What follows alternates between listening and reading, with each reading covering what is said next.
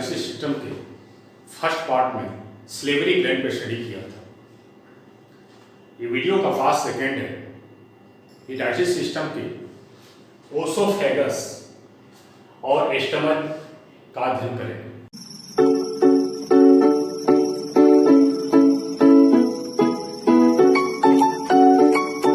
हमारा जो buccal cavity है, ये बकल कैविटी धरातल होता है, सरफेस होता है, उस प्लेस को, उस स्ट्रक्चर को हम फेरिंक्स कहते हैं।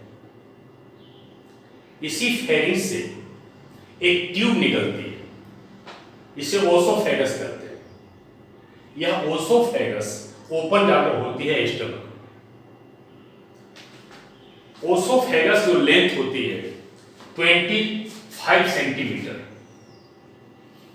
25 सेंटीमीटर इसकी लेंथ होती है।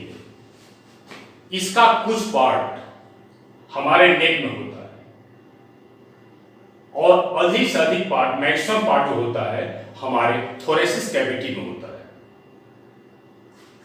ये ओसोफेगस है, एक वास्तव में इस फूड मटेरियल के संवहन का कार्य करता है।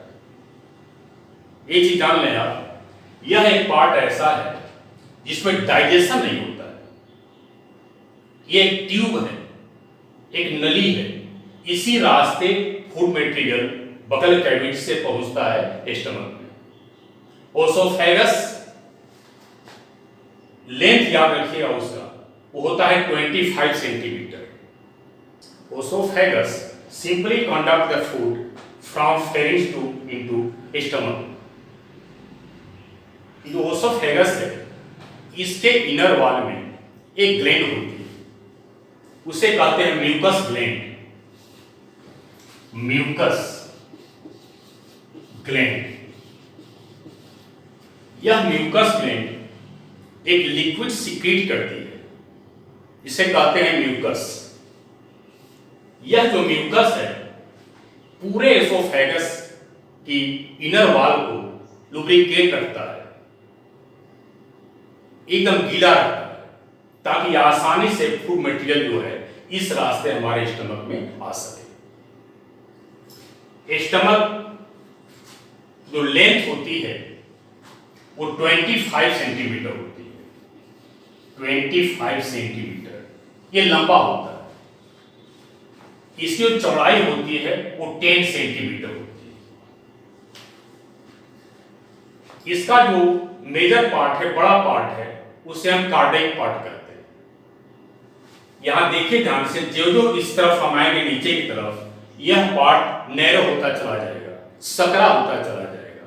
इस पूरे पार्ट को हम पाइलोरिक पार्ट कहते हैं। लास्ट में पाइलोरिक पार्ट जो है काफी सकरा हो जाता है, उसे हम पाइलोरस कहते हैं। इस पाइलोरस के अंदर एक वाल्व होता है, उसे हम पाइलोरिक वाल्व कहते हैं। यह हमेशा बंद रहता है। जब फूड मटेरियल स्टमक से आगे बढ़ता है तब यह पाइलोरिक वाल्व ओपन होता है, यानी खुलता है। साधारणतः हमारे घरों में स्टमक सब का यूज नहीं किया जाता है। इसी स्टमक को समांतर घरों में पेट बोला जाता है। पेट, लोग कहते हैं पेट भर गया है, पेट फूल गया है, भरेगा तो खुलेगा ही। स्टमक की जो वाल होती है, इनर वाल होती है, इसमें बहुत से फोल्ड होते हैं।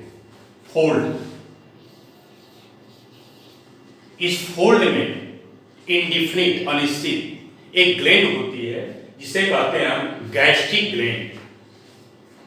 गैस्ट्रिक ग्लैंड, यह जो गैस्ट्रिक ग्लैंड है स्टमक में होती है। इसमें से एक जूस सीक्रेट होता है, उसी जूस को कहते हैं गैस्ट्रिक जूस। गैस्ट्रिक जूस, इस गैस्ट्रिक जूस में बहुत से एंजाइम होते हैं और सब्सटेंस होते हैं।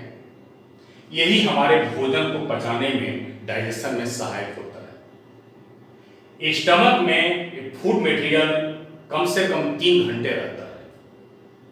उस 3 घंटे के अंदर एक गैस्ट्रिक जूस क्या करता है उस भोजन में, किस किस का सब्सटेंस का पाचन होता है।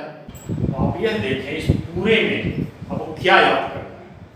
सबसे पहला ओसोफेगस का जो लेंथ होता है ये 25 सेंटीमीटर याद रखिएगा। हमारे बगल कैविटी का जो सरफेस धरातल है वो फेरिस होता है। ओसोफेगस फेरिस से ही निकलती है, ओपन होती है जाकर स्टमक में। नेक्स्ट पॉइंट कि गैस्ट्रिक ग्लैंड हमारे बॉडी में होती कहाँ है? यह गैस्ट्रिक ग्लैंड होती है हमारे स्टमक के अंदर। गैस्ट्रिक ग्लैंड को ही हिंदी में जठर ग्रंथि कहते हैं। जठर ग्रंथि।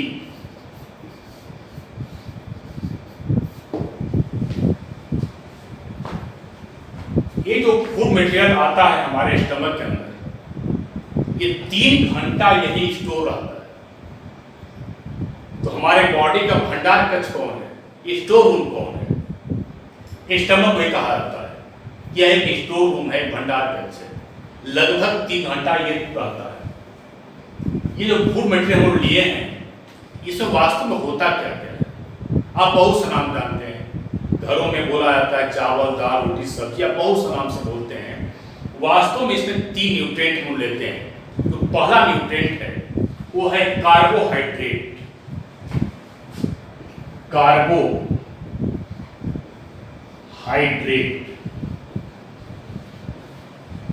तो दूसरा न्यूट्रिएंट है उसे प्रोटीन है, प्रोटीन। और थर्ड न्यूट्रिएंट होता है फैट। थोड़ी सी मात्रा में हम विटामिन लेते हैं और मिनरल्स लेते हैं, लेकिन मेन न्यूट्रिएंट क्या होता है? कार्बोहाइड्रेट, प्रोटीन और फैट। इसके बाद इस गैस्ट्रिक जूस में क्या क्या होता है, कौन से एंजाइम होते हैं, वह जो स्टोरेज फूड मटेरियल यहाँ स्टमक में है उसमें क्या करता है ये पढ़ेंगे हम नेक्स्ट वीडियो में। Digestion in stomach.